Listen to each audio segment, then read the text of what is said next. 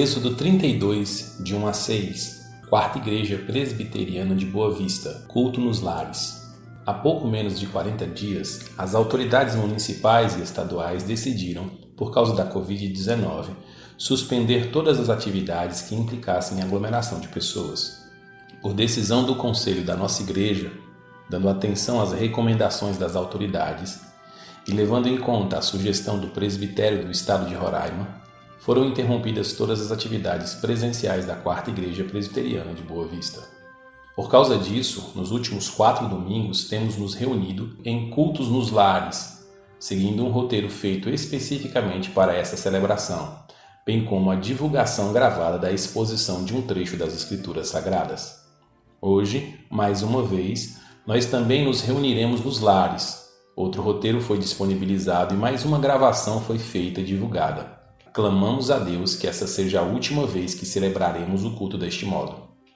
Toda essa demora em retornar para a celebração pública solene gera em nós certa expectativa, que, frustrada, pode facilmente nos convencer que devemos, como disse certo rei de Israel, forçados pela circunstância, agir de modo diferente, adaptados ou mais modernos do que versa a simples ortodoxia bíblica. Essas novas circunstâncias me lembram de um episódio registrado no Velho Testamento, e por isso eu gostaria de analisar detidamente a passagem de Êxodo 32, de 1 a 6, e tirar dali algumas lições para a nossa vida.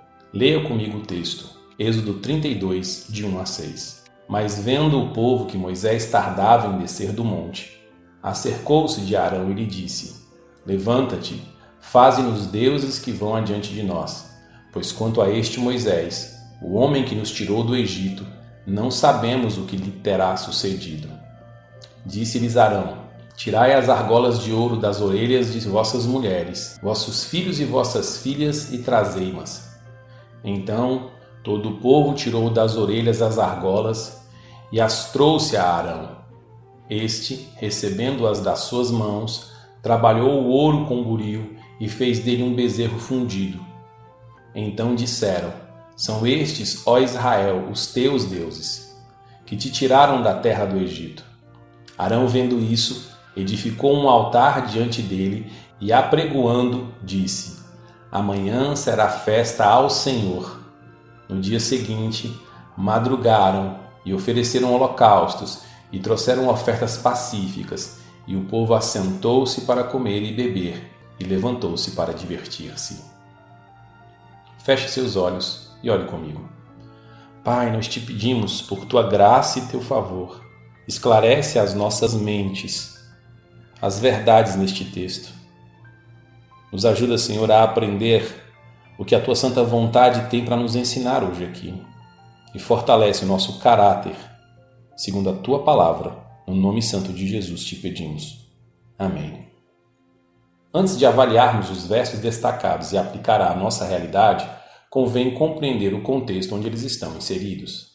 O livro de Êxodo trata da instituição da nação teocrática dos hebreus, o famoso Israel dos tempos bíblicos, que acaba sendo o cenário de boa parte das narrativas do Velho Testamento. O livro conta basicamente a história de como se deu a libertação desse povo, que era descendente de Jacó e que havia sido feito escravo no Egito, séculos depois da história de José. Ele termina com a transição da liderança de Moisés para Josué, às portas da Terra Prometida, 40 anos depois, quando aqueles ex-escravos foram transformados em uma nação sob a tutela divina. Mas para compreender precisamente a importância da passagem lida, devemos lembrar bem quem era esse povo. Eles conheciam a Deus. Esse povo era descendente de Abraão, a quem o Senhor chamava de amigo. Sobre eles descansava diversas bênçãos de Deus e, de certa forma, eles eram o cumprimento de parte das promessas divinas feitas aos patriarcas Abraão, Isaque e Jacó. Eles eram a grande nação que seria bênção para todo mundo. E se voltarmos um pouco mais na história, veremos seus ancestrais, Sem, um dos filhos de Noé, que descendia de Sete, filho de Adão e Eva, sobre quem pairava a esperança de um redentor e que, por fim, esmagaria a cabeça da serpente que enganou a mulher. Essa geração em específico, de quem trata diretamente o livro de Êxodo, foi testemunha ocular do grande poder divino. Eles viram as 10 pragas lançadas sobre o Egito e foram eles quem a mão poderosa de Deus diretamente libertou da escravidão. Eles passaram literalmente a pés secos em meio às águas do Mar Vermelho e foram testemunhas da destruição, naquelas mesmas águas, dos exércitos de Faraó que os perseguia. Foi esse povo que comeu o maná, o pão vindo do céu e as codornizes, uma espécie de ave enviada por Deus para saciar a fome e até para atender os caprichos do povo. No meio do deserto, eles beberam a água da rocha de Refidim. Em batalha, essa geração havia experimentado a soberania de Deus ao vencer os amalequitas. No pé do Monte Sinai, cada um deles, poucos dias antes dos fatos narrados na leitura inicial, viram e ouviram o próprio Deus falando diretamente com eles. E foi para esse povo que Deus entregou o que nós conhecemos como os 10 mandamentos. E não para aí. Cada um deles havia testemunhado que, de dia, a presença do Senhor os protegia do sol escaldante, conduzindo-os na jornada pelo deserto com uma coluna de nuvens. E à noite, essa proteção e direcionamento divino vinham numa coluna de fogo que aquecia e iluminava a fria escuridão. Enfim, esse povo tinha grandes experiências sobrenaturais com Deus. Eles eram o povo escolhido.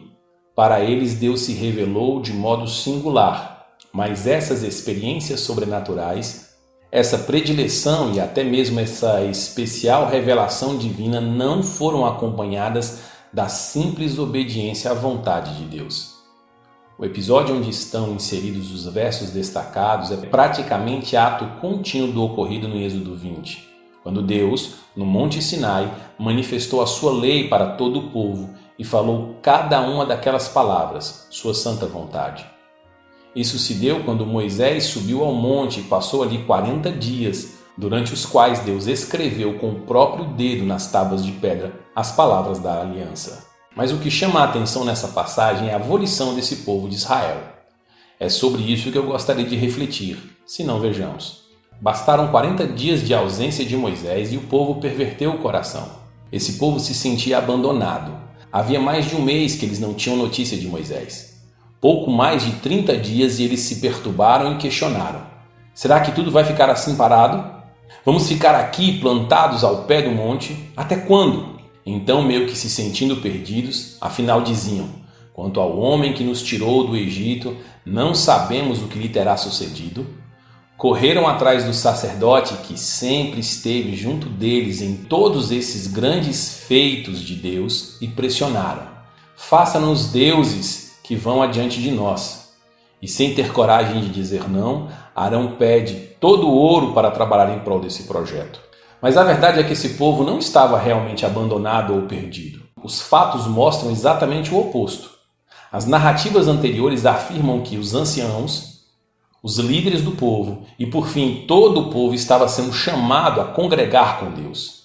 Vejam, esse mesmo povo que agora pede a Arão um Deus para os guiar, antes amedrontado, não queria ouvir diretamente a Deus e preferiu que Moisés fosse o intermediário entre eles e o Senhor. Pelo que Moisés, de fato, subiu ao cume do monte e entrou na nuvem onde a glória de Deus se manifestava. É verdade, na passagem lida e na maioria das traduções a expressão é faze-nos deuses que vão adiante de nós, no plural. Mas no original hebraico, o termo que foi traduzido por deuses é Elohim, a mesma expressão usada para descrever o Criador em Gênesis 1:1 e em diversas outras passagens da Bíblia. E o que foi traduzido como faze-nos pode ser facilmente entendido como mostra-nos, torne visível, apresente, faça-nos enxergá-lo. Isso é surpreendente. Esse povo medroso pega todo o ouro que possuía, unidos como um só, e ofertam para esse sacerdote, para que ele resolva o problema, para que ele lhes dê um Deus, um guia. O povo que antes preferiu se afastar do Deus terrível e temível que foi revelado por Moisés, quer seja nas 10 pragas, nos grandes feitos em todo o caminho até o Sinai e, por último, fogo e saraiva no cume do Monte Sinai, agora corre atrás de encontrar Deus e de ter um direcionamento para sair daquela estagnação. Até buscaram um homem de Deus para ajudar. Percebeu que o povo, em uma só disposição, ofertou tudo o que tinha de valor para essa causa? Note, essa geração fora escravizada no Egito por anos, e agora de boa vontade, num ato de bastante generosidade religiosa, se une atrás de Deus. Preste atenção, o final do verso 36 do capítulo 12 nos diz que eles despojaram os egípcios.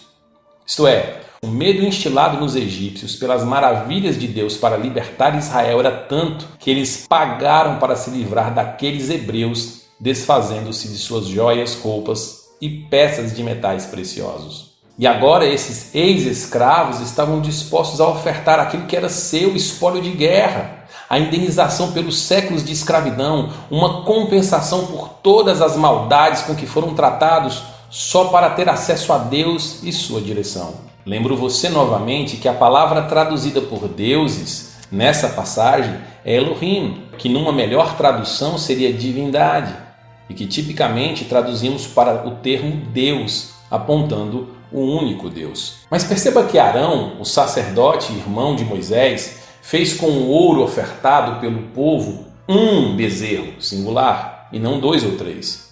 E mais, na frase imediatamente anterior, Arão não só faz o bezerro com o ouro, mas também edifica um altar diante daquele ídolo e conclama festa santa ao Senhor. Note que o termo é literalmente o nome de Deus, Yahvé.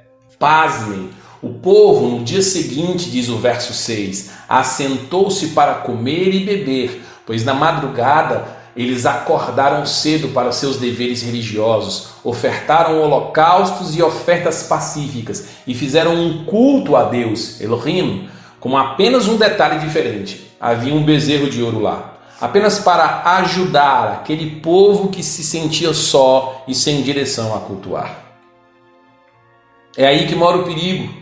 Na verdade, aquele povo sabia onde estava Moisés, mas eles haviam sido proibidos de se aproximar do Monte Sinai. Eles temiam a Deus, pois parte da sua terrível vontade já havia sido claramente revelada. Volto a dizer, Deus manifestou sua vontade santa ao povo, que diante do Monte Sinai viu a manifestação da glória de Deus e ficaram assombrados. Mas eles tinham necessidades. Precisavam de um Deus que os atendesse rápido, um Deus presente, próximo, mais simples, mais fácil de entender, mais gentil e acessível. Talvez toda essa história, à primeira vista, não tenha muita relação com as nossas experiências. Mas assim como Israel tropeçou e caiu na idolatria, nós também, se não prestarmos atenção, nos tornaremos idólatras e estaremos passíveis da mesma condenação.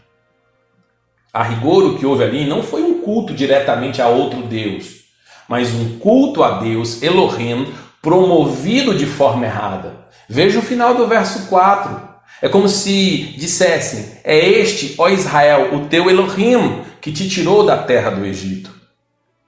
A sinceridade de Israel não é questionada nessa passagem. Ao contrário, vendo a situação que se encontravam, 40 dias parados no pé de um monte, no meio do deserto e relativamente perto da terra prometida, eles clamam por alguma ajuda sobrenatural e até dispõem de seus bens para conseguir alguma solução. Lembre-se, aquele bezerro era tão somente a representação visual de Yahvé, o Deus que os tinha tirado do Egito. Bastou apenas um pequeno desvio, um errinho simples, e o povo claramente quebrou o segundo mandamento. Aqui percebe-se onde o povo errou.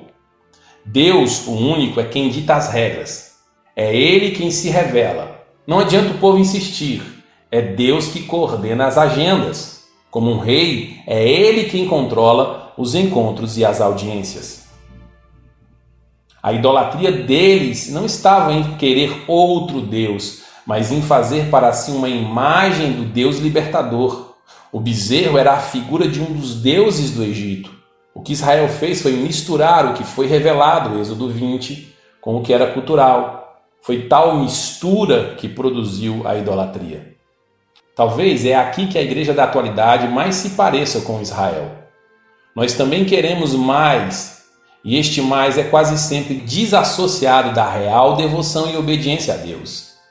Assim como era para eles, nós também temos a revelação de Deus. Só que para nós, ao contrário do que muitos pensam, Deus está muito mais próximo e presente. Afinal, temos o texto sagrado. E não em tábuas de pedra, mas toda a revelação em sofisticadas bíblias e até em aplicativos no celular. E mais, o Cordeiro Pascual, que fora apresentado como substituto dos primogênitos e que, por fim, fez com que o povo hebreu saísse livre do Egito, era apenas um anúncio tipológico de Jesus. Sua morte vicária substitutiva que realmente nos livrou da escravidão dos pecados e nos religou a Deus. Ou seja, tudo o que Israel tinha como sombra, para nós é algo concreto e realizado.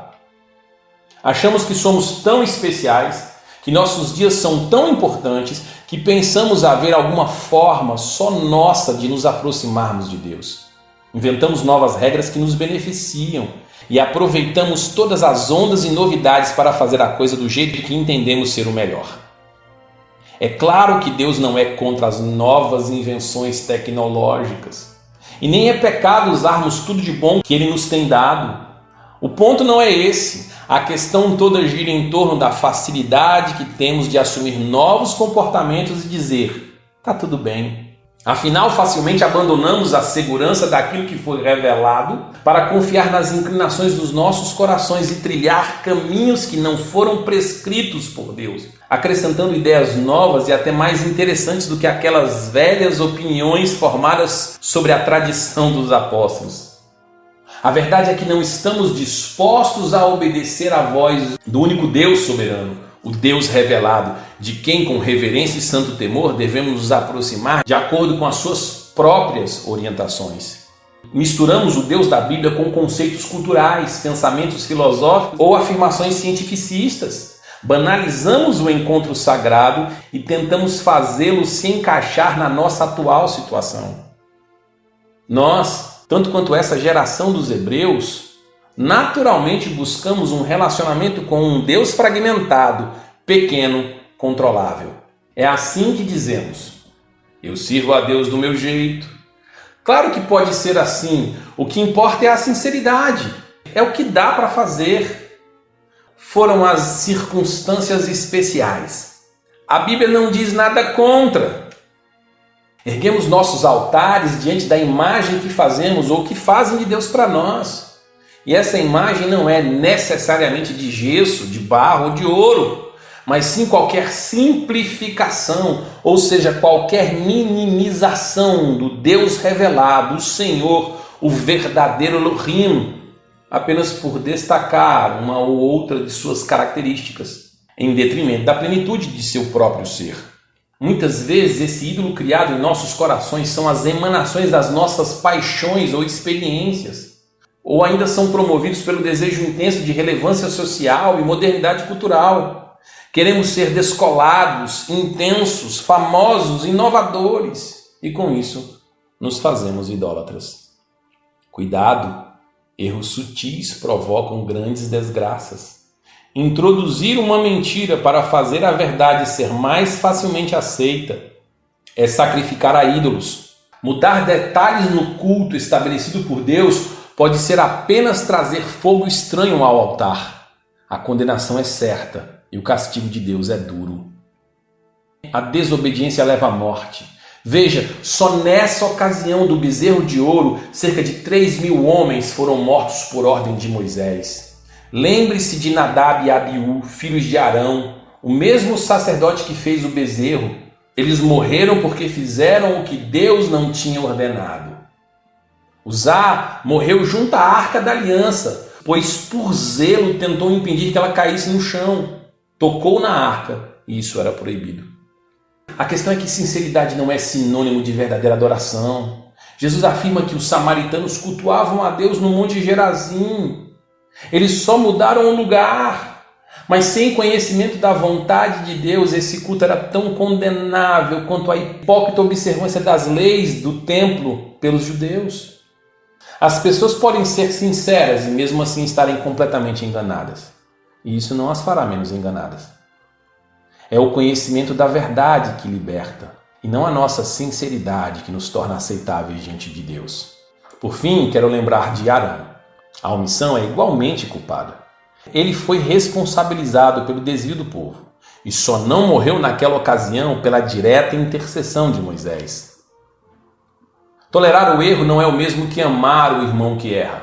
Somos chamados, vocacionados, capacitados pelo Senhor com dons para ensinar, trazer conhecimento da verdade que liberta, com o fim de preparar os santos para a obra do ministério, para que, enfim, o corpo de Cristo seja edificado e não mais seja como meninos agitados de um lado para outro e levados ao redor por todo o vento de doutrina, pela artimanha dos homens, pela astúcia com que induzem ao erro. Nesses últimos dias temos ouvido acerca de cultos online, ceia online e até batismo online. Logo teremos os crentes online, infelizmente ligados a tudo que for novidade, mas não em Cristo. Mas essas ideias são só algumas que, junto com uma série de outras invencionices, sorrateiramente têm entrado nas igrejas. Foi assim com os cultos de nicho, aqueles cultos promovidos para grupos especiais. Empresários, roqueiros, ou até cultos de jovens, ou só para mulheres. E não esqueça da ideia de inovar no culto com teatro e danças ou coreografias, ou de retirar as crianças na hora da pregação para elas ouvirem a mensagem numa linguagem mais lúdica. Nada disso estava originalmente na palavra como atividade propícia do culto ou forma válida de se apresentar a Deus. Será que as circunstâncias nos têm feito depositar nossa confiança em outros poderes e autoridades e até projetos de nossas próprias mãos? Será que estamos atentos a isso? Estamos conferindo a nossa rota no mapa que é a Bíblia? Será que o nosso culto é feito como Deus nos instruiu? Ou teremos trazido elementos do mundo? É fogo estranho que temos trazido em nosso culto? Ou é o martelo que esmiuça a penha? O fogo consumidor, a verdade que liberta, a palavra de Deus que é apta para discernir as intenções do coração humano? Estamos denunciando os erros ou apenas nos calando e fazendo o que dá, sem criarmos antipatia e indisposição entre nós e nossos irmãos? Ou quem sabe estamos agindo como Saul, aquele certo rei de Israel que, forçado pelas circunstâncias, tomou para si a responsabilidade de sacrificar em honra a Deus e em favor do povo frente à guerra. E por isso mesmo foi destituído do trono de Israel. Vale pensar. Ore comigo mais uma vez. Senhor, clarifica a nossa mente.